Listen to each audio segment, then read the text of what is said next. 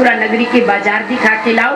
भगवान श्री कृष्ण अपनी मित्र मंडली के साथ मथुरा नगरी के बाजार की ओर जब निकले तो नारायण सबसे पहले भगवान श्री कृष्ण ने क्या देखा कि महाराज कंस की धोबी राजा के वस्त्र धुलाई करके ले जा रहे थे। भगवान श्री कृष्ण ने उनसे पूछा, धोबी को टेढ़ा टेढ़ा बोला और ये बोला, आप क्या जानो ब्रिज के ग्वाले, राजा महाराजा के वश से 2-2 हाथ करूंगा। बलराम जी ने कहा, कृष्णा आप मत कष्ट करो, पिछले जन्म में त्रेता युग में आप बड़े और मैं छोटा था, अब की बार मैं बड़ा और आप छोटे हैं, ये काम तो मैं ही कर लूंगा। नारायण भगवान श्री कृष्ण छोटे, बलराम जी ने अपने हल की नोक से धोबी के वस्त्र का गट्ठड़ फाड़ा और सारे वस्त्र नीचे गिर गए। जितने भी गोप बालक थे सभी ने उठा के वो वस्त्र पहन लिए और पहन करके आगे चले। आगे नारायण कुब्जा मिली, भगवान श्री ने कुब्जा का कुबड़ का सुधार किया, कुबड़ का उद्धार किया। नारायण नारायण। तब भगवान आगे गए मथुरा के बाजारों में। मथुरा के जितने भी व्यापारी वर्ग थे सभी ने भगवान श्री कृष्ण का पान सुपारी जल देकर के भगवान का स्वागत किया, पुष्प माला पहनाई, तिलक किया। भगवान श्री कृष्ण कहते, बलराम जी आप तो कहते थे कि मथुरा नगरी के लोग दुष्ट हैं, देखो इन्होंने हमको पहचान लिया और हमारा स्वागत कर रहे हैं। बलराम जी कहते, कन्हैया ये व्यापारी वर्ग हैं, व्यापारी वर्ग को आने वाली हवा का 4 दिन पहले पता चल जाता है, इसलिए तो ये व्यापार करने में सफल है। इनको ये पता चल गया कि आने वाला समय किसका है, इसलिए तुम्हारे से पहले पहले पहचान बना रही है। नारायण नारायण। भगवान श्री कृष्ण आगे चले और अक्रूर जी ने बतला दिया, कृष्णा ये यज्ञ का मुख्य द्वार है जहाँ से कल तुम्हें प्रवेश करना है। भगवान श्री कृष्ण मथुरा के बाजारों से लौट करके वापिस आए, जैसे अपने विश्राम स्थल में पहुंचे नंद बाबा ने कहा, कन्हैया मथुरा के बाजार में गए, सबने तुम्हारा मान सम्मान किया, तिलक अर्घ जल पान सुपारी दिया, परंतु कृष्णा किसी ने तुमसे ये भी पूछा कि भूख लगी कुछ खा लो। कन्हैया कहते, बाबा माँ बिना कौन पूछेगा, माँ बिना कौन पूछेगा। नारायण आज नंद बाबा ने पहली बार श्री कृष्णा को अपने हाथों से मक्खन मिश्री खिलाया। नारायण तब विश्राम किया और अगले दिन प्रातःकाल आज यज्ञ में जाने का दिन आ गया। नंद बाबा गोप बालक को तो छोटे रास्ते से यज्ञशाला में प्रवेश करवा दिया गया, परंतु नारायण भगवान कृष्ण और बलराम जी को अक्रूर जी महाराज कंस की आज्ञा के अनुसार लेकर के यज्ञशाला के मुख्य द्वार से जैसे प्रवेश करने के लिए गए तो अक्रूर जी ने क्या देखा, महाराज कंस ने मथुरा नगरी का सबसे खतरनाक कुबलिया पीड़ नाम का हाथी द्वार पर बांधा हुआ था। क्यों बांधा था? वो हाथी इतना खतरनाक था नारायण, अनजान आदमी की गंध आते ही जब तक वो हाथी उस अनजान व्यक्ति को पांव नीचे कुचल करके मार नहीं देता था तब तक वो वापस नहीं जाता था। कंस ने सोचा कृष्ण बलराम आएंगे, ये हाथी उनको पांव नीचे कुचल करके मार देगा। नारायण जैसे कृष्ण बलराम दरवाजे पर पहुंचे, अक्रूर जी ने हाथी को देखा, देखते अक्रूर जी ने अपनी आंखें बंद कर ली, मैं इस दृश्य को नहीं देख पाऊंगा। कंस इतनी दुष्टता तेरे मन में नन्हे नन्हे बालकों के प्रति, अक्रूर जी ने तो अपनी आंखें बंद कर ली। भगवान श्री कृष्ण समझ गए अक्रूर जी इस दृश्य को देख नहीं पाएंगे। क्या हुआ उस समय, जिस हाथी को खड़ा किया था कृष्ण बलराम को मारने के लिए, उस हाथी ने जब भगवान कृष्ण और बलराम को सामने आते हुए देखा, नारायण उस हाथी ने अपने दोनों आगे वाले पांव और अपनी सूंड धरती पर लंबी फैला करके कृष्ण और बलराम को प्रणाम किया। जैसे हाथी ने प्रणाम किया, कृष्ण कहते हैं बलराम जी से, बलराम जी यहाँ के तो पशु भी पहचान गए हम कौन हैं। इतने में नारायण हाथी संभालने वाला जो महावत था उसने एक चाबुक मारा, अरे जिसका खाता है उसका काम कर, हाथी से बोला। हाथी कहते हैं महाराज तुम्हारा कर्ज तो उतार दूंगा, पहले अपना जीवन तो सफल बना लूं, इसलिए प्रणाम करता हूँ। नारायण जैसे हाथी प्रणाम करके अपनी जगह से उठे, उठते ही नारायण श्री कृष्ण बलराम की ओर दौड़ करके उन्हें मारने के लिए झपके। नारायण भगवान श्री कृष्ण ने हाथी के दोनों पांव पकड़े, आगे के आकाश में घुमाया और धरती पर दे पटका। जैसे नारायण धरती पर दे पटका, महाराज हाथी के अंदर से दिव्य ज्योति निकली, भगवान श्री कृष्ण के अंदर में समा गई। जैसे भगवान श्री कृष्ण के अंदर में समाई, अब कन्हैया ने बलराम जी से कहा, कृष्णा ने बलराम जी से कहा, दाऊ दादा एक बात तो गलत हो गई। बलराम जी ने कहा, क्या गलत हुआ? कन्हैया कहते हैं, बलराम जी मामा से मिलने जाना है, राजा से मिलने जाना है।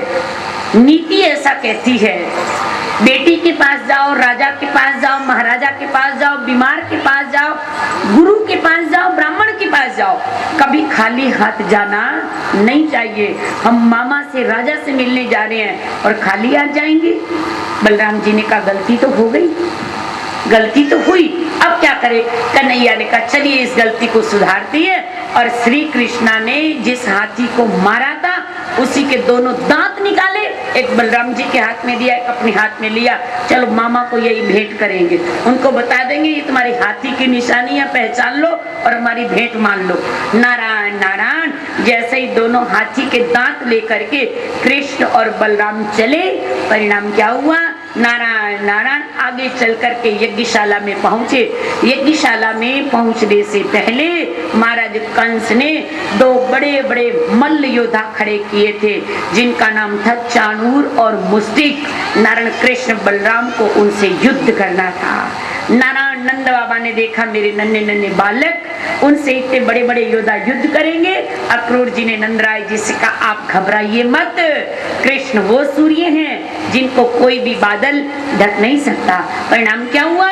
नारायण भगवान श्री कृष्ण ने और बलराम जी ने चाणूर और मुष्टिक दोनों योद्धाओं को एक पांव उनके एक पांव पर रखा, दूसरा पांव हाथ से पकड़ करके दो टुकड़े करके फाड़ करके धरती पर फेंक दिया।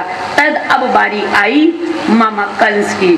कृष्ण भगवान को बलराम जी कहते हैं, कन्हैया अब इस खेल को लंबा नहीं करना, तुरंत खत्म करना। भगवान श्री कृष्ण ने कहा, ठीक। दोनों हाथी के दांत भेंट दिए और तदुपरांत नारायण भगवान श्री कृष्ण ने जैसे कंस मामा की ओर देखा, कंस को चारों ओर दिखाई देने लगा, आ गया काल, आ गया मेरा काल, आ गया मेरा काल। भगवान श्री कृष्ण दूर खड़े हुए और एक इतनी जोर से छलांग लगाई और नारायण सिंहासन के ऊपर से राजा कंस को केशों से पकड़ करके नीचे खींच करके लाए कि मैं इस सिंहासन को अपवित्र नहीं करूंगा। जैसे केश पकड़ करके नीचे लाए, नारायण नारायण नारायण करते करते श्री कृष्णा ने कंस के केशों से पकड़ करके उसको आकाश में घुमाया और धरती पर नारायण जैसे धरती पर दे पटका। कंस के अंदर से दिव्य ज्योति निकली, भगवान श्री कृष्ण के अंदर में समा गई, चारों ओर जय जयकार होने लगी। बोले कृष्ण चंद्र भगवान की, बोले कृष्ण चंद्र भगवान की। चारों ओर कृष्ण के नाम का जय जयकार होने लगा।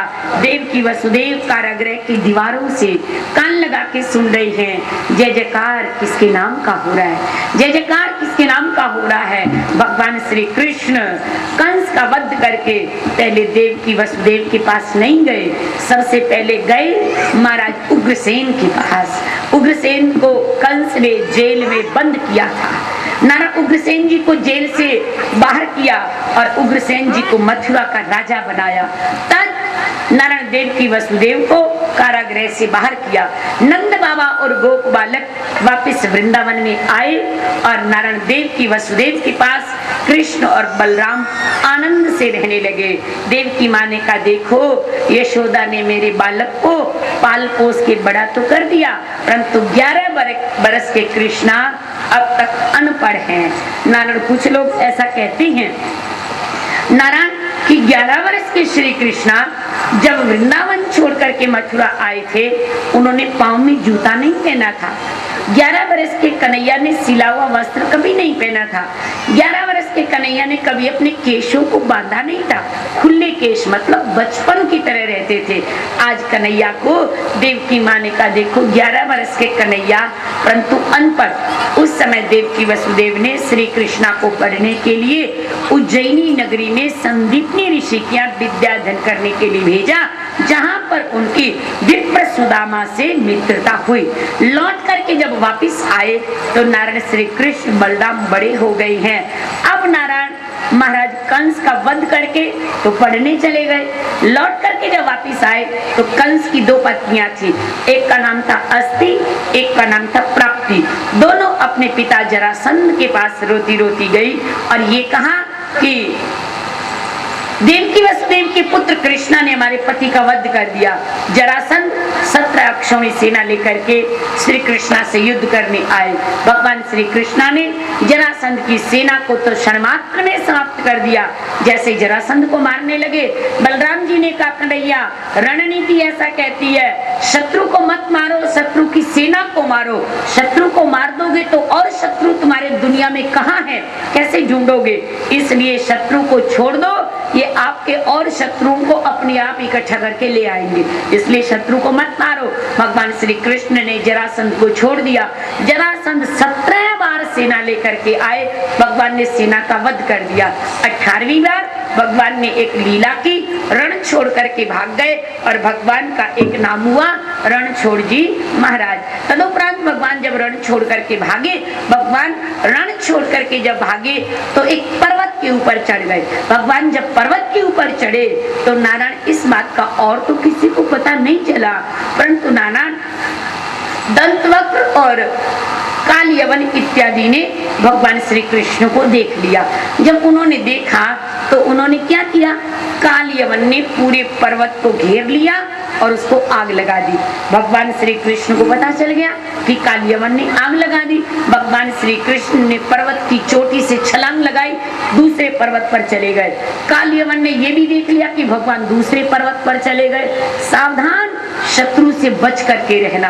काल यवन ने जब ये देखा, भगवान दौड़ गए, पांव पांव पैदल पैदल। काल यवन ने भगवान का पीछा किया। भगवान एक पर्वत की गुफा में चले गए। जब गुफा में गए, भगवान श्री कृष्ण ने क्या किया, उस गुफा के अंदर मुचुकुंद नाम के एक राजा सोए हुए थे। मुचुकुंद को वरदान मिला हुआ था देवताओं का कि जो तुम्हें सोते हुए कच्ची नींद में जगाएगा, जल करके भस्म हो जाएगा। इस राज को कोई नहीं जानता था, भगवान श्री कृष्ण जानते थे। भगवान श्री कृष्ण ने क्या किया, दौड़ते दौड़ते गुफा में जाते जाते अपना पीताम्बर उतार करके मुचुकुंद को उड़ा दिया। जैसे मुचुकुंद को उड़ाया, स्वयं तो आगे चले गए। स्वयं आगे चले गए, पीछे से काल यवन आया। उसने देखा, अच्छा दौड़ते दौड़ते थक गए हो श्री कृष्णा, ओढ़ के सो गए, मैं तुम्हें छोड़ूंगा नहीं। नारायण काल यवन को पता ना चला और पांव की ठोकर मारी। पांव की ठोकर मारते ही वो तो मुचुकुंद थे। मुचुकुंद की कच्ची नींद टूटी और टूटते ही आंख से आग बरसी और आग बरसते ही उसी आग में काल यवन जल करके भस्म हो गए। तभी तो कहा कि राम किसी को न मारते, ना हथियारे राम, आपे ही मर जाएंगे कर कर खोटे काम। नारायण काल यवन जल करके भस्म हो गए। भगवान श्री आगे गए, विश्वकर्मा को आदेश दिया कि विश्वकर्मा जाओ द्वारिकापुरी का निर्माण करो। विश्वकर्मा ने द्वारिकापुरी का निर्माण किया। 1, 2 नहीं 3 द्वारिकापुरी का निर्माण किया। एक द्वारिकापुरी में भगवान श्री स्वयं रहे, एक में उन्होंने अपने माँ पिता को रखा और एक में उनकी इष्ट देवी पराम्बा आदिशक्ति श्री जगतजननी दुर्गा का मंदिर बना। तदुपरांत भगवान श्री कृष्ण द्वारिकापुरी में आनंद से रहने लगे। भगवान श्री कृष्ण के बड़े भाई थे बलराम। बलराम जी का विवाह रेवत की कन्या रेवती से हुआ। भगवान श्री कृष्ण ने बड़े आनंद से बढ़ चढ़ करके उस शादी में भाग लिया। क्यों लिया कि बड़े की लाइन साफ हो तो मेरा नंबर आए। नारायण बलराम जी का विवाह अति प्रसन्नता से निर्विघ्न संपन्न हुआ। अब बारी आई भगवान श्री कृष्ण की। विदर्भ देश के राजा जिनका नाम है भीष्मक। भीष्मक राजा के 5 पुत्र और एक कन्या है। बड़े पुत्र का नाम है रुक्मणी और कन्या का नाम है रुक्मणी। जब कन्या विवाह योग्य हुई तो महाराज भीष्मक ने अपने बड़े पुत्र से कहा, तुम्हारी बहन विवाह योग्य हो गई, इसके लिए वर ढूंढो। नारायण रुक्मणी रुक्मणी के बड़े भाई ने चेदी नगर के नरेश शिशुपाल से रुक्मणी की सगाई कर दी। सगाई कर दी, स्वयं शादी का दिन नजदीक आ गया। जब शादी का दिन नजदीक आया, परिणाम क्या हुआ कि नारायण रुक्मणी ने तो ब्राह्मण देवताओं के द्वारा ऐसा सुना था कि भगवान श्री कृष्ण द्वारिका के सर्वगुण संपन्न है। सो नारायण उन्होंने मन ही मन